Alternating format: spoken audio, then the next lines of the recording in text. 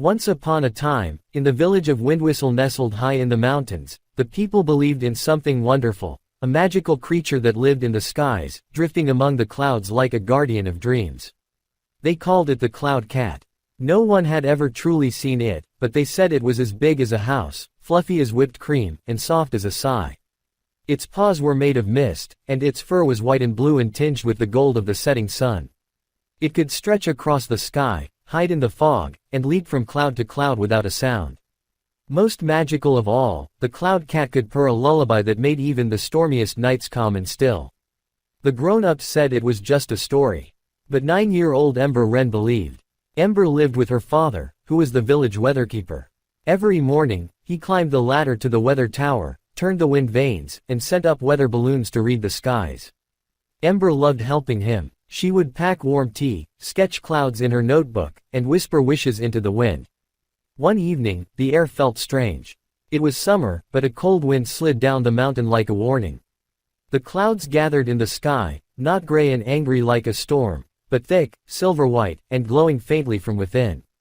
"Looks like a fog front," Ember's father said. But Ember shook her head. "No, it feels like something's coming." That night, while the village prepared lanterns and blankets for the fog, Ember couldn't sleep. The moon was full, casting silver light over the mountains, and the clouds rolled silently over the peaks like ocean waves.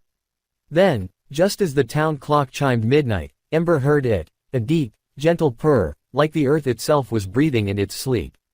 She slipped out of bed, wrapped herself in a quilt, and tiptoed to the tower. The fog wrapped around her legs, but it didn't feel cold. It was warm, like breath, like fur. Then the clouds parted, and she saw it. A pair of glowing blue eyes blinked in the mist. Then a paw, the size of a wagon, stepped gently onto the roof beside her. And there it was, the Cloud Cat. It was bigger than a barn, fluffy and glowing, with tufts of stardust on its ears and a tail that swirled like wind. It padded quietly through the sky, walking on clouds as if they were solid. Its eyes met Ember's, and it purred, not loud, low, deep, comforting. Ember felt the sound in her bones, like it was hugging her heart. "You're real," she whispered. The Cloud Cat tilted its head and blinked slowly. Then it sat down beside her, curling its massive tail around the tower. A part of the fog cleared, and she saw other lights in the sky, faint trails of movement. More creatures. Cloud owls, mist foxes, a reindeer with antlers like thunderbolts. She looked back at the Cloud Cat. "Why did you come?" The cat touched its nose to her forehead. In that moment, Ember saw a vision. She saw the sky cracking, not literally, but something deeper. The balance of wind, rain, cloud, and sun was shifting. A great storm, far beyond the mountains, was stirring. One that could roll across the land and swallow everything. The magical weather creatures, protectors of the skies, were growing weaker because fewer people remembered them. Fewer people believed. "We're fading," said a voice in her mind. It was soft and distant, like a breeze through the trees. "And the storm is waking." Ember swallowed. "What can I do?" The Cloud Cat's purr rumbled. "You can learn, and listen, and remind the world." It stepped back and motioned with its head, inviting her to ride. With only the briefest of nerves, Ember stepped onto its back. She expected to sink into the mist, but the Cloud Cat's fur was solid and soft, like memory. Then, with a leap, as silent as a sigh, they soared into the sky.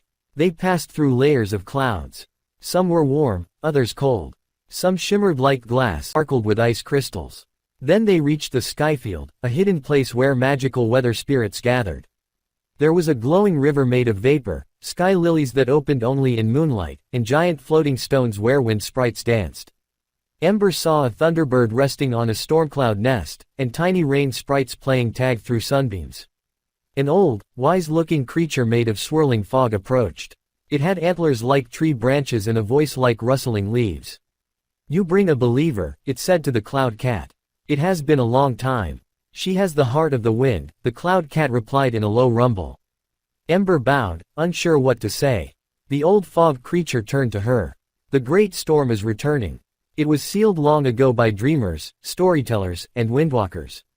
But now, forgotten, it stirs again. Only those who remember magic can mend the skies."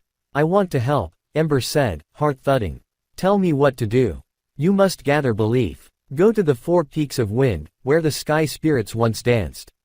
Light the sky lanterns. Let the world see. But where are they? Ember asked. The fog creature waved its antlers, and 4 beams of light stretched out from the skyfield into the distance, north, south, east, and west.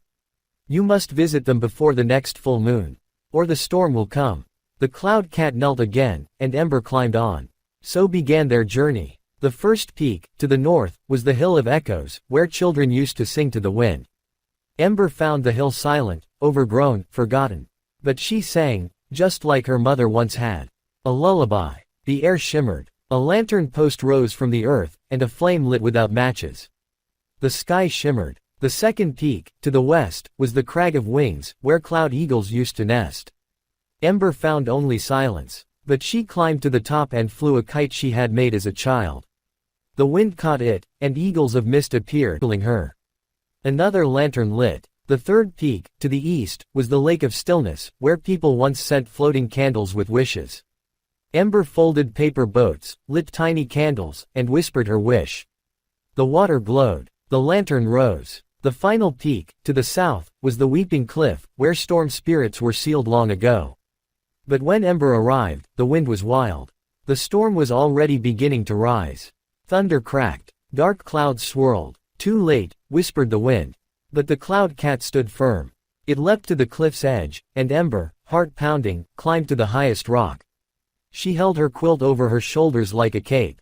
And then, she began to tell a story. She told the sky about the cloud cat.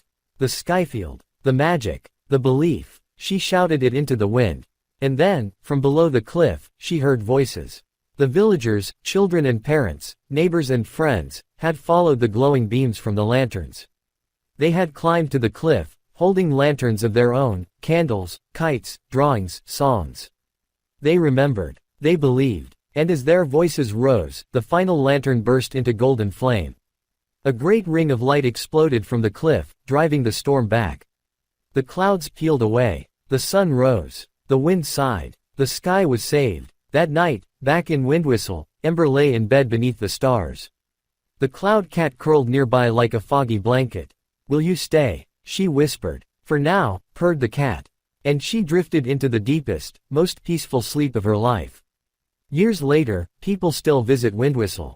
Some say they've seen a huge cat-shaped cloud lounging in the sky. Some claim their children speak to the wind and get answers. And on clear nights, if you climb to the weather tower and listen very closely, you might just hear a deep, warm purr in the clouds. The end.